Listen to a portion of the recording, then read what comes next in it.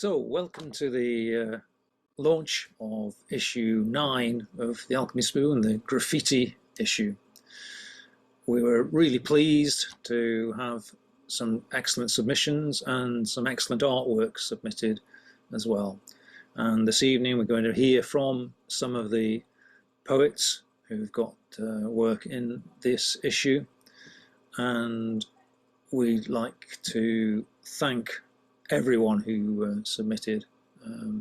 We had a really interesting time reading through all the various interpretations of the theme of graffiti. So I'm going to hand over to Diana Cant. Diana was the guest editor for this issue, and she's going to introduce the evening for us, and then we'll move on to sets of poets throughout the evening. Diana. We're delighted to find that the poets took up the challenge and found graffiti in a variety of guises. So on walls, on bridges, on boats, on the body in the schoolroom, in war zones, there so much got covered. And perhaps unsurprisingly, given the theme, this issue brought out a rich haul of artwork. So much so that we decided to break with our own tradition and included artwork in the body of the magazine, not just on the front and back cover. So we hope you feel, as we do, that it's contributed to the life and the energy of this issue. So I think, although I might be biased here, that this issue has a feeling of immediacy and accessibility. And again, perhaps we shouldn't be surprised. Graffiti has at its heart a desire to arrest the attention and speak directly and succinctly and to bring us up short. So it's not just the poetry, of course, as well as the poems. There's an interview from Mary with Ian Macmillan, which is full of wise and straightforward reflection, covering a vast territory and always coming back to Yorkshire. There's a personal view from Di Slaney of Candlestick Press and the Wonky Animals Poetry Collective. Don't ask, just read the piece. And there's a treasure trove of reviews, both long and short. And as if that wasn't enough, we're really fortunate to have the wonderful Helen Moore reading her powerful and evocative poetry. So I hope you enjoy all of this as much as I've enjoyed being a part of it. And I've felt honoured to be here and have an enormous respect for all the poets who've submitted, whether your work's been published or not, submitted their work with courage and in good faith. So now I'm going to hand over, first of all, to Mary to introduce the first 4 of our readers tonight. Thank you, Diana, and it's been wonderful working with you. It was great having you on as guest editor, really fun. And so now for the poet, and also I wanted to say thank you to Roger for including one of my graffiti photos. That was cool. Anyway, now for the poems, and it is my absolute pleasure to start off with the opening poem in issue 9, sorry, which is by Rachel Carney. So Rachel, I met Rachel in Devon just before Christmas, and that was really lovely, and I was delighted when she submitted her really great poems. So Rachel Carney is a creative writing tutor and PhD student based in Cardiff.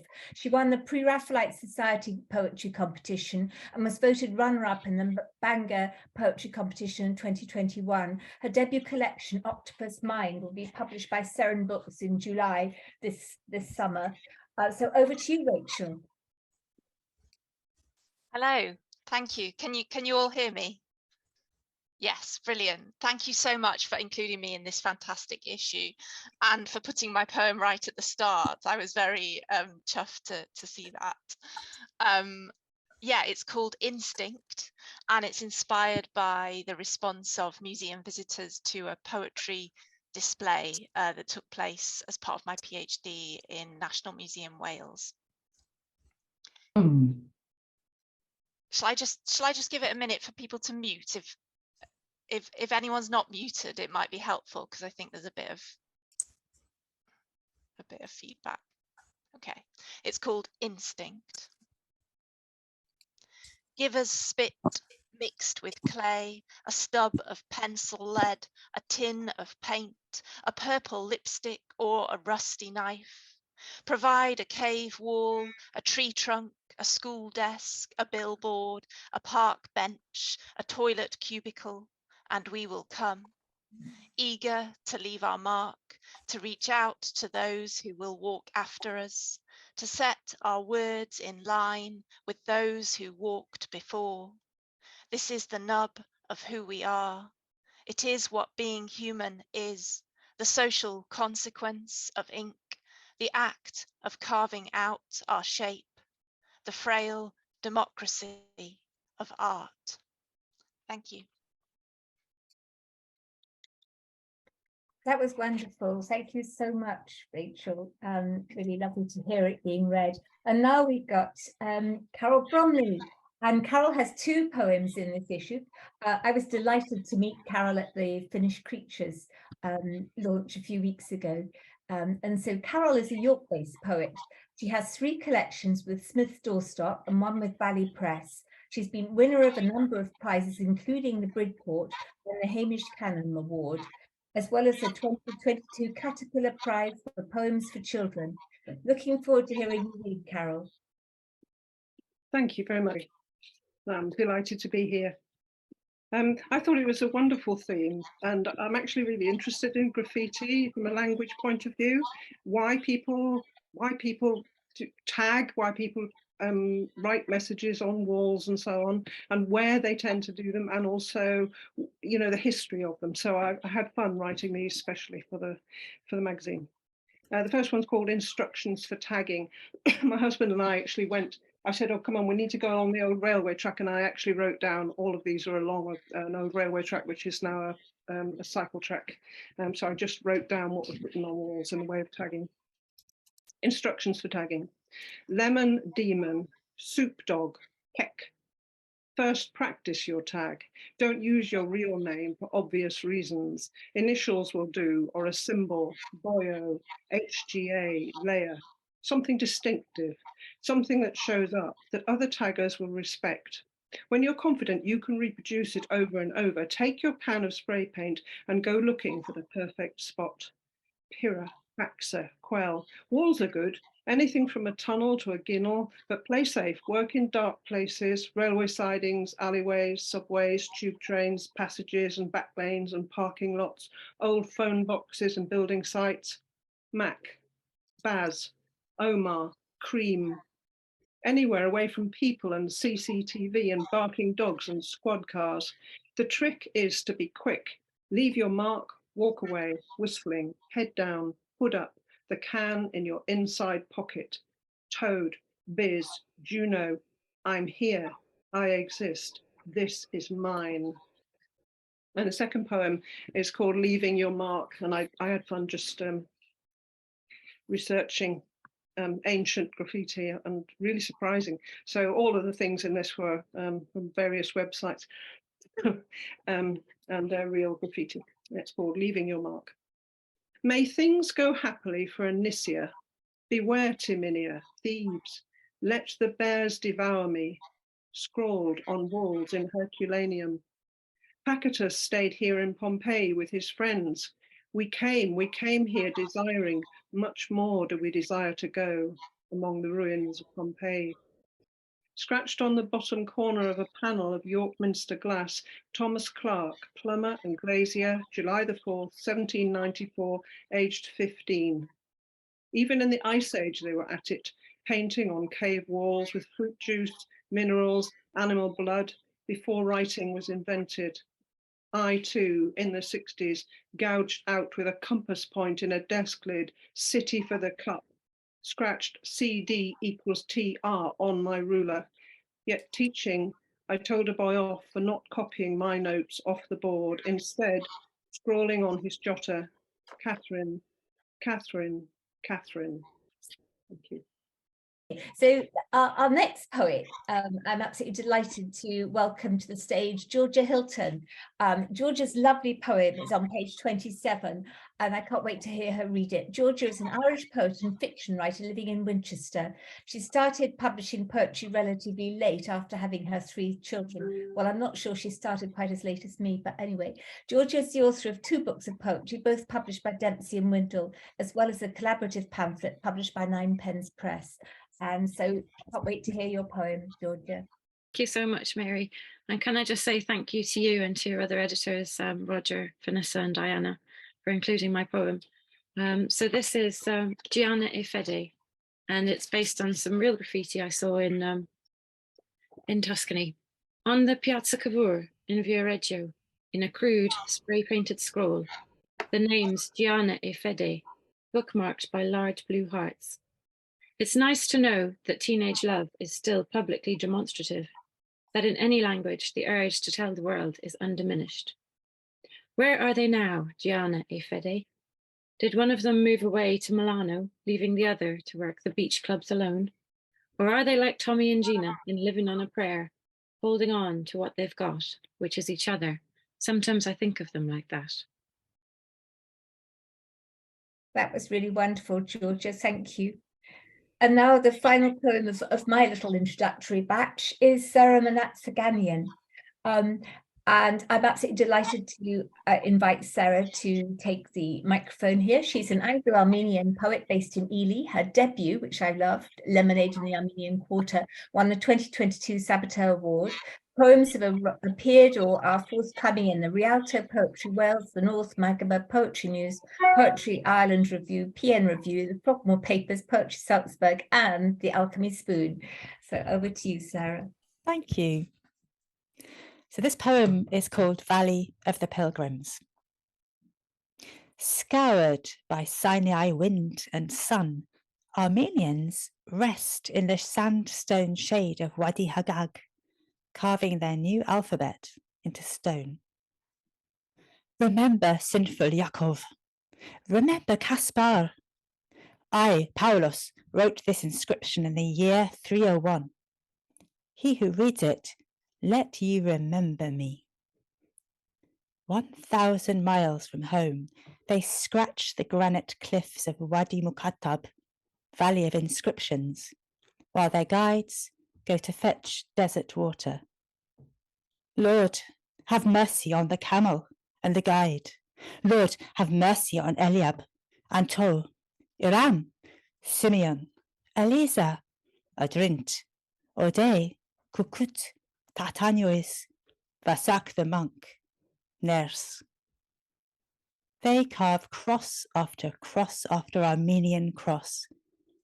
I made this Hachkar in the year 420. Unworthy, disobedient. Babgen, Tuma, Abraham, Anania, Natan, Stepanos. I have seen Jerusalem. I have circumambulated Moses. I visited St. Catherine in the year of the Armenians, 912. Martyros, Astruakatur, Bagrat, Krikor remain here. Pilgrim paleography of boredom, fear, faith, scratched on the north and east of the rocks in noon heat, with sweating fingers, slipping knives, streaming eyes. So the first of the 4 poets that I'm going to introduce is Deb Catesby. Deb, lovely to see you again. Deb has been writing poems for the past 2 years, taking a series of courses with the Poetry School and with Arvo. She's also a painter, working from her studio on the Hertford-Worcester borders. And previously, she wrote plays and taught creative writing to degree level to mature students. Thank you, Deb. I hope so. I wanted to write this poem because it was remembering an event that was both public and private and important to me because for both those reasons. And it happened 30 years ago when at the end of 1993, Rachel Whiteread poured concrete into the inside of a terraced house scheduled for demolition in East London. And then she stripped away the outside of the house, leaving a 3-dimensional ghost. And I was really excited by that. So I thought I wanted to take my children across London to go and see it. And we saw it, and we saw the graffiti on the house itself. So this is the poem. What for, why not? December, 3 o'clock. Not the best time for a journey. No camels, only the old blue car. The engine stammers, chokes, and stops. Kiss the car, boys. They kiss her, and she starts. A shout of triumph from the back. East London, Bow, the other side of the city. It's getting dark, dusk, and cold are lying bitterly in the empty park. Orange streetlights give a spectral glow. We crunch across frosted grass. The boys collide and rebound, shout to hear their voices echo in the cold, thin air. The inside-out house ahead of us, bare ground on either side, no cosy terrace nursing it. We stand quiet, see the pale concrete slab, see the stairs and windows jut into air, the light switches reversed, graffiti, what for, why not, black against the walls. Thank you so much, Deb. Next up is Rob Primhat, who takes graffiti into a rather different domain. So Rob Primhat is a Sheffield paediatrician and medical educator with a BA in English literature. His medical writings have been published in the UK, Europe, and the United States, and his poetry has appeared in Poetry with Wivenhoe and an anthology, But Not Defeated. Thank you, Rob. Thank you. This poem's called A Rescue. As I undress you, they catch my eye. 2 yellowed finger marks, fading signatures stark on your rounded thigh. A scarlet circle, dusting yellow, decorates your chest. I order photograph and tests, letting witness follow. White lumpy shadows on a screen, telltale callus on healing ribs. You cry, small whining sobs in your mother's arm as I explain. We start with outrage and denials, then confronted with the evidence, she lapses into sullen silence as nurses take her child. There are no good choices for you, chancing the kindness of strangers, or hoping you survive home's danger, finding the least bad rescue.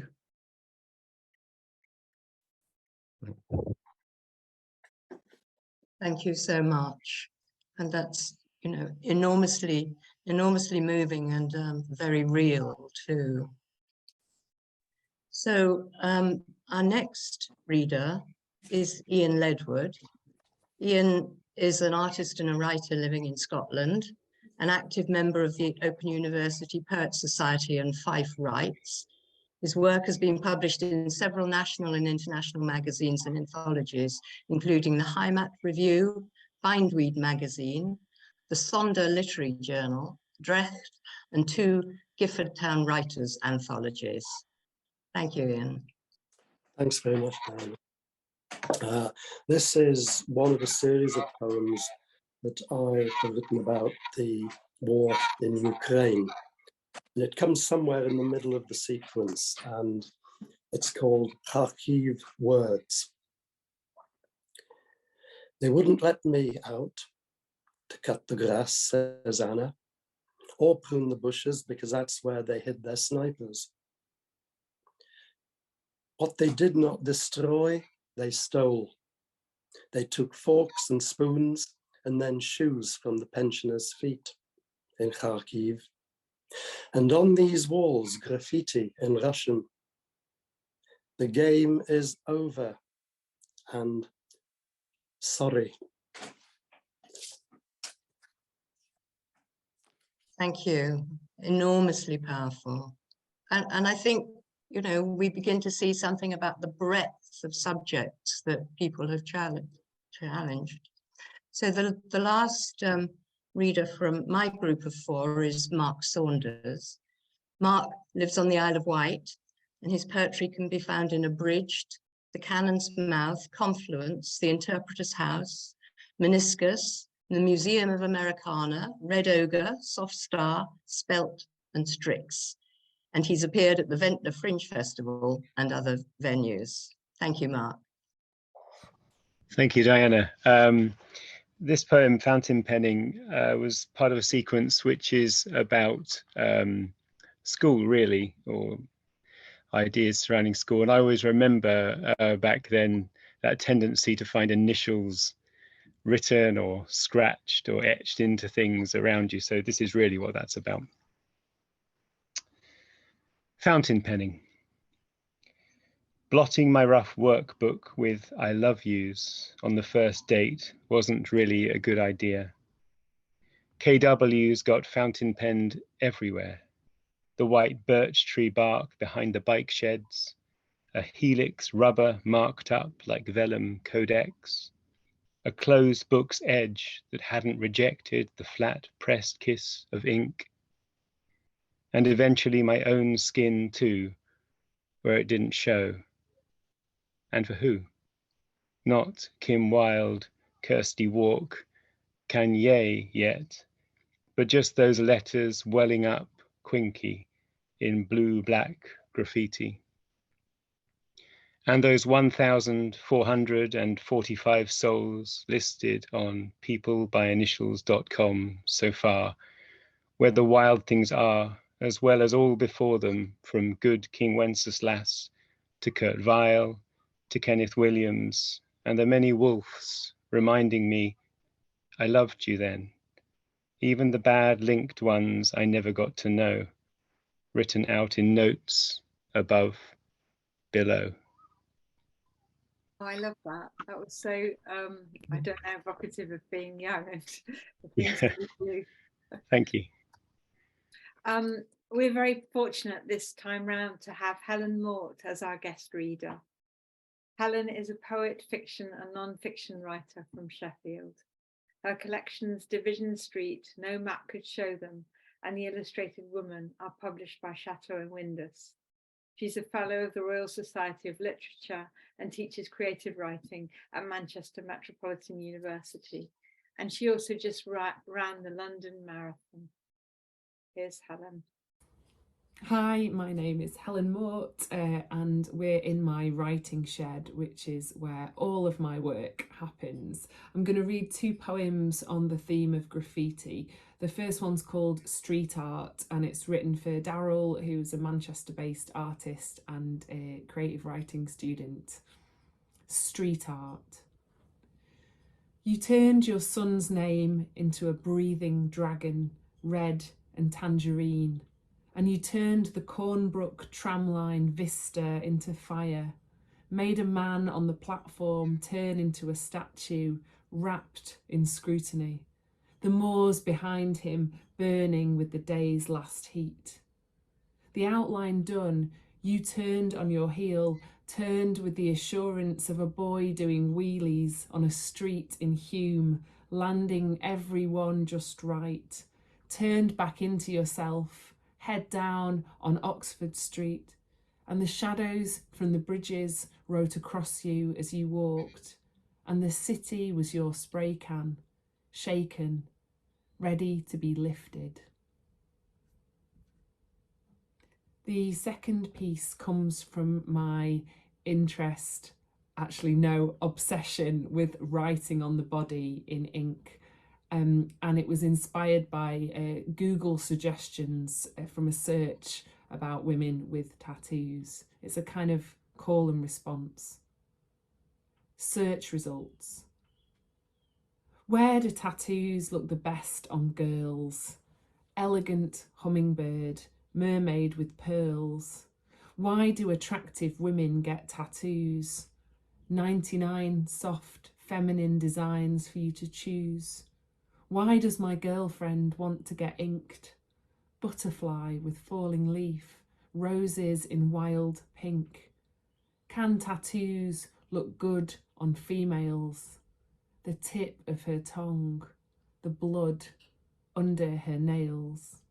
Helen Mort is actually with us tonight. We played a a recording of her reading her poems, but she's very kindly offered to read us something. So Helen, if you really are ready to read us something, we would be so grateful. And thank you so much for coming. Oh no, that's no problem at all. Thanks, Vanessa. Lovely to see you. This has been a really, really wonderful evening of beautiful poetry. And like everyone else has said, what a fantastic idea for an issue. What a wonderful theme. And it made me think about graffiti and return to it in a way that I hadn't before. And I hadn't really thought about the notion of writing on the body as being aligned with graffiti somewhere. And then it was wonderful to think about my work in that context. So maybe I'll finish with reading a poem that's the title poem from my collection, The Illustrated Woman, which is kind of like a nod to Ray Bradbury and the illustrated man. Anyway, lovely to be here, and thanks for having me. The Illustrated Woman. An inventory of the subject's skin found that she was completely covered, not as a map covers the terrain, but as a river covers its stones. Yes, even the insides of her ears, even her labia, even the ridges of her back teeth. We know this to be impossible. It is as if she wanted to leave no room for anything to touch her. She was not tall, nor was she broad across the shoulders. Her mouth may have been small, but singling out her facial features was difficult. Such was the density of the ink that joined them. You might say she designed herself.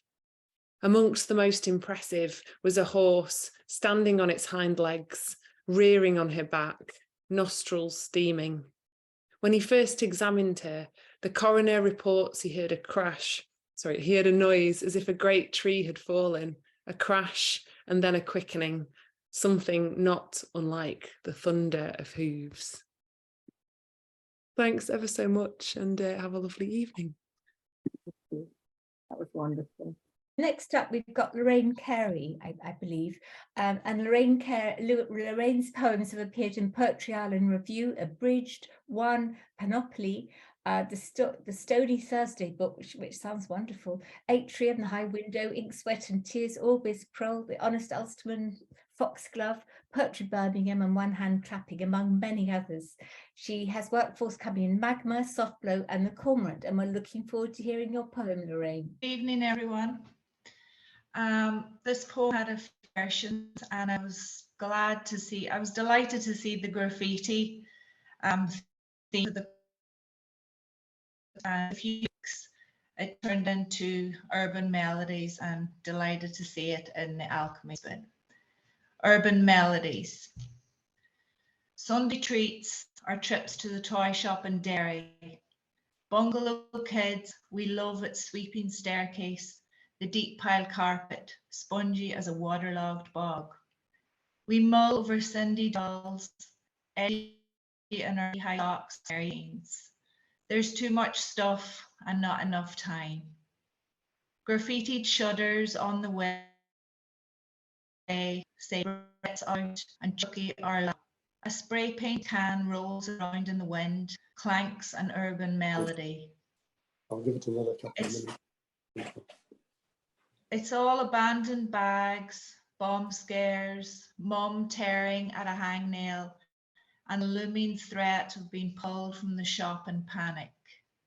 I shuffle to the window, watch baby-faced lads patrol Shipkey Street's steep incline with rifles and soft chin contours, yet to meet a razor's glide.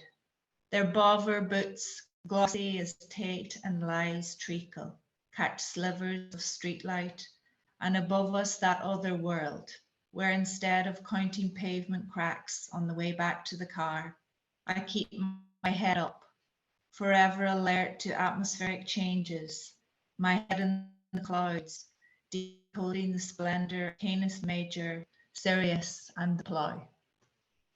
So our next poet is Rebecca Gethin. She has written 6 poetry publications. She was a Horsenden Fellow and a poetry school tutor. Her next pamphlet is going to be published by Maytree Press later on this year.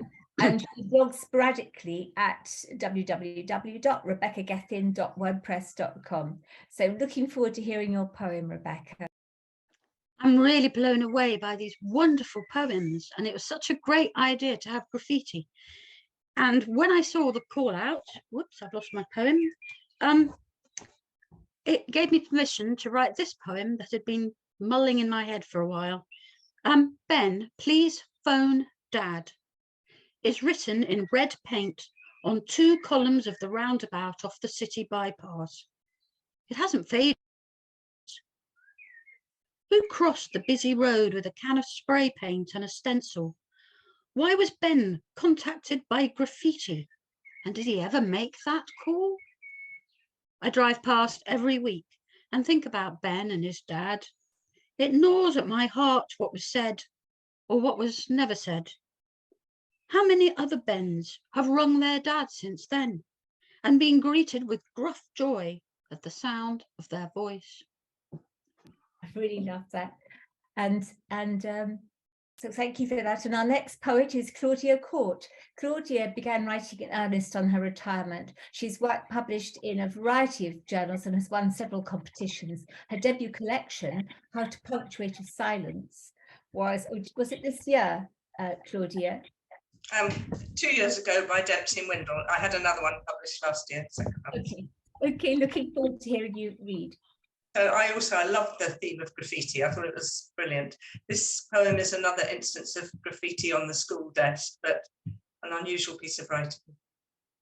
Carving out a career. He smiles at the long frill of wood as he trims yet another pencil, gently testing each tip on the palm of a hand. He would like to go on sharpening like this until the bell goes. It is an ideal lunchtime, in his opinion. But another student waits to use the sharpener, so he lifts to a desk, sits, carves rapid letters with his pencil into wood. He covers them with a hand as I approach. Please don't do that, it's damaging the desk. I give him paper instead. He returns to the sharpener, smiles at the long frill of wood as he trims, gently testing each tip on the palm of a hand. Dear sirs, he has carved, yours is my dream job. I know I'm not like other applicants, but I have cut across his dream. And then the final one is Millie Light.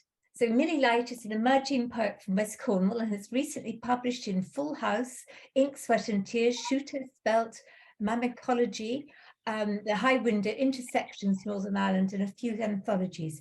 She's a PhD researcher at Ulster University, Belfast, and I can't wait to hear you read your poem, Millie. Thank you. It's really lovely to be here and be included. And I need to update my bio because I passed my PhD Viva on Friday with no corrections. So yeah, thank God. Yeah, so that's really good. Anyway, my poem is Post-Mastectomy Celebration. Their chests walls of ivy, thorned roses reaching from pit to solar plexus, a flutter of bird wings, a butterfly's thorax, a mermaid's bodice shell. Wire barbed with daisies reclaims this space, these territories. For that, and shall we all unmute and give our applause to all the poets and for Helen for giving us that extra poet.